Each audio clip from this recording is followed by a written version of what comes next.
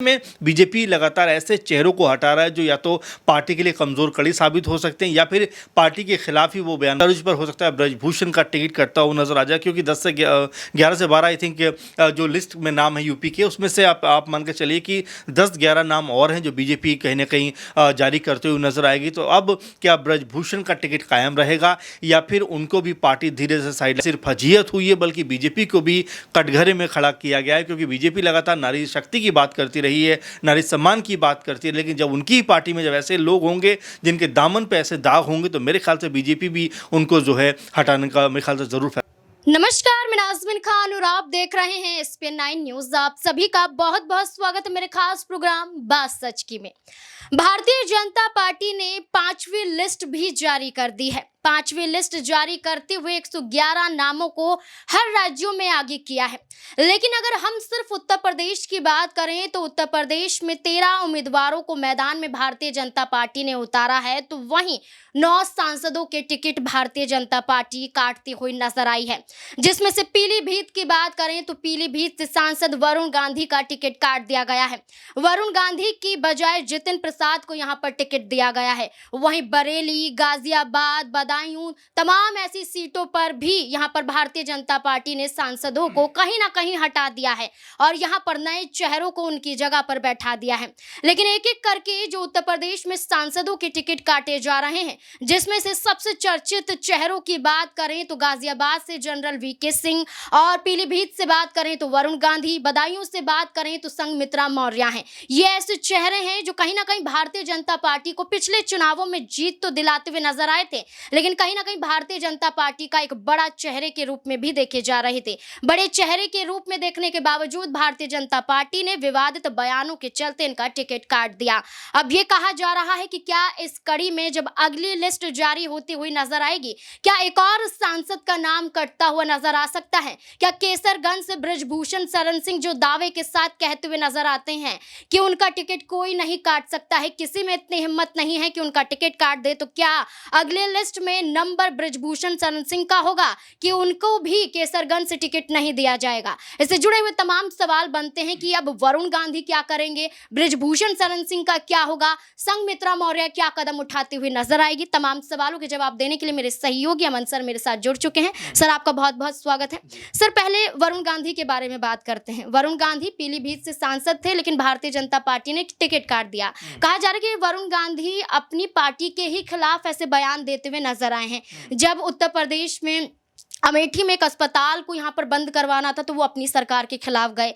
जब यहाँ शराब नीति को लेकर योगी आदित्यनाथ एक बड़ा कदम उठाते हुए नजर आए थे, जब अपनी सरकार के खिलाफ गए, कई बार गए हैं। लेकिन अब ये कहा जा रहा है कि टिकट कट गया है। अब वरुण गांधी किसी दूसरी पार्टी का रुख या निर्दलीय चुनाव लड़ सकते हैं, जिसमें समाजवादी पार्टी की तरफ से बात करें तो अखिलेश यादव सॉफ्ट कॉर्नर वरुण गांधी के लिए दिखाते हुए नजर आए थे। क्या लगता है वरुण गांधी क्या कदम उठाते हुए नजर आ सकते हैं? देखिए, जाहिर बात है, जिससे नाज़मीन हम देख रहे हैं यूपी की राजनीति में खासकर बीजेपी के लिहाज से कई तरह के उतार चढ़ाव देखने को मिल रहे हैं, क्योंकि ये पहले से ही लग रहा था कि जो वरुण गांधी हैं उनका टिकट शायद इस बार कट जाए, क्योंकि आपने देखा कि 2019 के बाद से जिस तरह से उनकी भाषा शैली रही है, कई मुद्दों पर बीजेपी यानी अपनी ही पार्टी को और अपने ही पीएम यानी कि नरेंद्र मोदी को उन्होंने घेरा, उनकी तमाम पॉलिसीज के खिलाफ उन्होंने जो है लोगों के बीच में जाकर तमाम बयान दिए। तो ऐसे में लग रहा था कि वरुण गांधी को शायद बीजेपी ने इग्नोर कर दिया, साइडलाइन कर दिया, इसीलिए वरुण गांधी इस तरह के बयान देते हुए नजर आते हैं। अग्निवीर को लेकर उन्होंने तमाम बड़े स्तर पर कहा कि अगर 4 साल के बाद आपके परिवार का बेटा या आपके मोहल्ले का बेटा या आपके गांव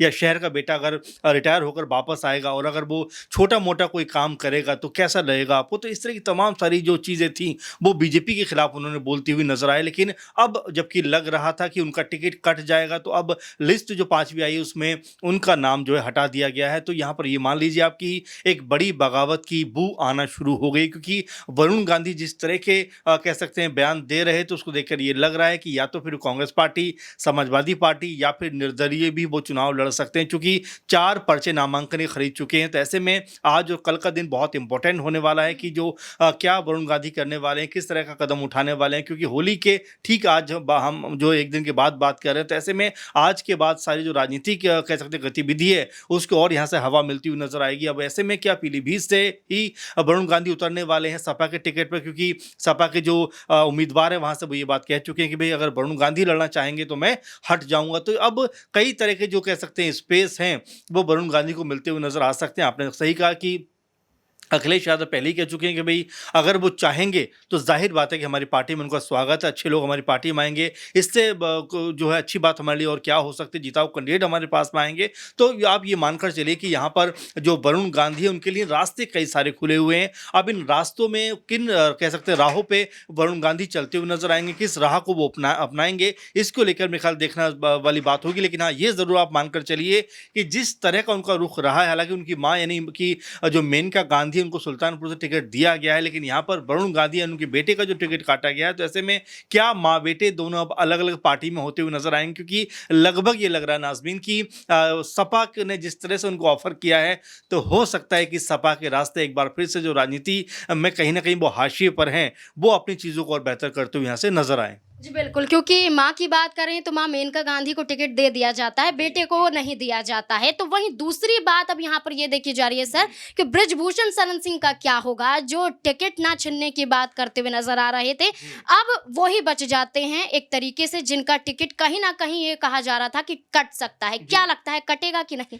देखिए, केसरगंज की बात कर रहा हूँ, लगातार सही बोला आपने कि टिकट कटने को लेकर बहुत सारी चीज़ें दुविधा भी है, और संघमित्रा का जिक्र आपने शुरू में किया था। ऐसे कई सारे जो मौजूदा सांसद हैं उनके टिकट बीजेपी ने काटे हैं, और यही सवाल लगातार उठ रहे हैं कि भाई क्या आपके जो नेता थे, आपके जो सांसद थे, क्या उन्होंने बेहतर काम नहीं किया? आपको मैं बता दूं, संघमित्रा के बारे में पहले बात कर लेते हैं कि संघमित्रा ने कहा था कि डर अच्छा होता है। उस समय शायद मैं आप ही के साथ प्रोग्राम कर रहा था, हम लोगों ने यही बात कही थी कि कहीं ऐसा ना हो कि संघमित्रा अभी तो कह रही है डर अच्छा जो है दूसरा जो पार्टी के नेता है वो हमसे डर रहे हैं, लेकिन कहीं ऐसा ना हो कि अंदर खाने में उनका ही जो पत्ता साफ कर दिया जाए। और देखिए जो लिस्ट आई है उसमें संघमित्रा का जिक्र कहीं नहीं है। तो ऐसे में बीजेपी लगातार ऐसे चेहरों को हटा रहा है जो या तो पार्टी के लिए कमजोर कड़ी साबित हो सकते हैं, या फिर पार्टी के खिलाफ ही वो बयानबाजी करते हुए नजर आते हैं। अब जिस तरह से आप कह रहे हैं कि कैसरगंज में क्या जो ब्रजभूषण हैं वो रहेंगे, यानी उनको टिकट मिलेगा, अगर नहीं टिकट मिलता है तो क्या वो भी अब बागी सुर अपनाते हुए नजर आ जाएंगे? तो कई तरह के अब कयास हैं, कई तरह की बातें हैं, चूंकि बीजेपी लगातार जो भी ऐसे लोग हैं जो पार्टी के खिलाफ अनाप शनाप बयानबाजी कर रहे हैं, या फिर किसी भी तरह के जो उनके अल्फाज हैं वो बहुत ही खराब हैं, क्योंकि उनका नाम महिला जो कह सकते हैं रेसलर है उनके साथ में जिस तरह जुड़ा और जिस तरह के आरोप उनके ऊपर लगे, अपने आप में बहुत शर्मिंदगी की बात है। लेकिन हैरानी इस बात को लेकर होती है कि बीजेपी ने तमाम कोशिशों के बावजूद भी अभी तक उनको पद पर बनाए रखा। इसी को लेकर लगातार हर कोई ये बात कह रहा था कि भाई क्या बीजेपी ऐसे लोगों को अपने साथ लेकर चलना चाहती है? और यही कुछ हमने देखा कि रमेश बिधूड़ी संसद के अंदर जब खुलेआम तौर पर एक मुस्लिम सांसद के साथ में अनाप शनाप की बयान जो है उनको अभद्र भाषा का प्रयोग करते हैं, तमाम ऐसे शब्द कहते हैं जो मेरे ख्याल से गैर मर्यादित हैं, संसद के अंदर बोले नहीं जाने चाहिए, कहीं भी नहीं बोले जाने चाहिए। लेकिन जिस तरह से बीजेपी ने ऐन वक्त आते हुए उनका टिकट काट दिया, तो अब यही कह रहे हैं कि इसी तर्ज पर हो सकता है ब्रजभूषण का टिकट कटता हुआ नजर आ जाए, क्योंकि 10 से 11 से 12 आई थिंक जो लिस्ट में नाम है यूपी के, उसमें से आप मान के चलिए कि 10-11 नाम और हैं जो बीजेपी कहीं ना कहीं जारी करते हुए नजर आएगी। तो अब क्या ब्रजभूषण का टिकट कायम रहेगा,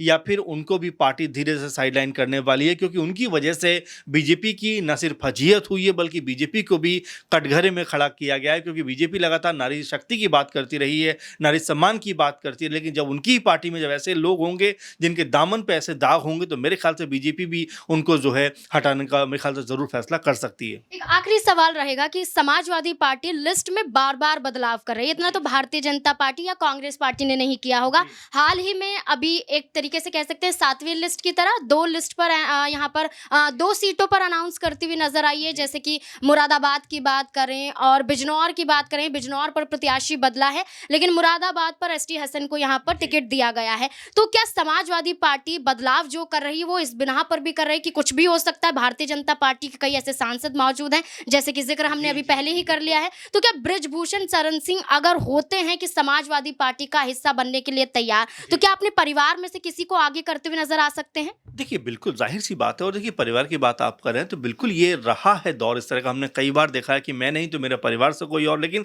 आपने जो जिक्र किया वो महत्वपूर्ण जिक्र है कि अखिलेश यादव ने जिन प्रत्याशियों पर दाव लगाया है, क्या ये कहकर बोला है कि भाई जैसे ही बीजेपी या तमाम दलों के लोग हमारे पास में आएंगे, हम आपसे कहेंगे भाई आप जरा हट जाइए, साइड दीजिए? क्योंकि आपने देखा बिजनौर का जिक्र आपने किया, अब पीलीभीत की बात भी हम कर सकते हैं उसमें कि वो भी यही बात कह रहे हैं कि भाई अगर वरुण गांधी आएंगे तो मैं हट जाऊंगा। तो ऐसे में बिल्कुल इसमें कोई दो राय नहीं है कि सपा भी कहीं ना कहीं इस तलाश में है कि उनके पास जो चेहरे आए वो जिताऊ चेहरे आए, और अगर वरुण गांधी जैसे लोग उनकी पार्टी में आते हैं तो उनके जो सांसदों की संख्या है ये बढ़ जाएगी। और लगातार जो अखिलेश यादव की कोशिश है वो यही है कि संसद के अंदर जो अपने मौजूदा सांसद उनसे उसमें ज़्यादा इजाफा किया जाए, ज़्यादा बढ़ोतरी की जाए, ताकि संसद के अंदर भी उनकी आवाज़ बुलंद होती हुई नजर आए। और यहाँ पर सपा जो लगातार उत्तर प्रदेश में हाशिए पर चल रही है वो अपनी मजबूती करे, क्योंकि हर कोई ये कह रहा है कि मुलायम सिंह के जाने के बाद अखिलेश यादव से समाजवादी पार्टी संभल नहीं पा रही। तो ऐसे में कई तरह के दाव वो लगाते हुए नजर आ रहे हैं। कई जगह खबरें ये भी हैं कि रामपुर से भी अखिलेश यादव खुद चुनाव लड़ सकते हैं। तो आप देख रहे हैं कि किस तरह से वो कम से कम 8-10 सीटों के ऊपर पूरी निगाह बनाए हुए हैं। कम से कम अगर उनके पाले में 8-10 सीटें आ जाती हैं तो एक रिप्रेजेंटेशन के लिए हम लोग कह सकते हैं कि संसद के अंदर एक अच्छा संख्या हो जाएगी, और यही कोशिश में अखिलेश यादव लगे हुए हैं। जी बिल्कुल। यहाँ पर उत्तर प्रदेश की बात करें, कुछ चुनिंदा सीटें ही बच गई हैं जिन पर प्रत्याशियों का ऐलान करना है। अब देखना होगा कि भारतीय जनता पार्टी अगली लिस्ट में बृजभूषण शरण सिंह का नाम रखती हैं या काटती हैं। अगर कटता है तो क्या बृजभूषण शरण सिंह बागी तेवर आजमाते हुए नजर आएंगे? इस मुद्दे को लेकर आपकी क्या राय है, कमेंट सेक्शन में जरूर बताएं। देखते रहें SPN9 न्यूज़। धन्यवाद।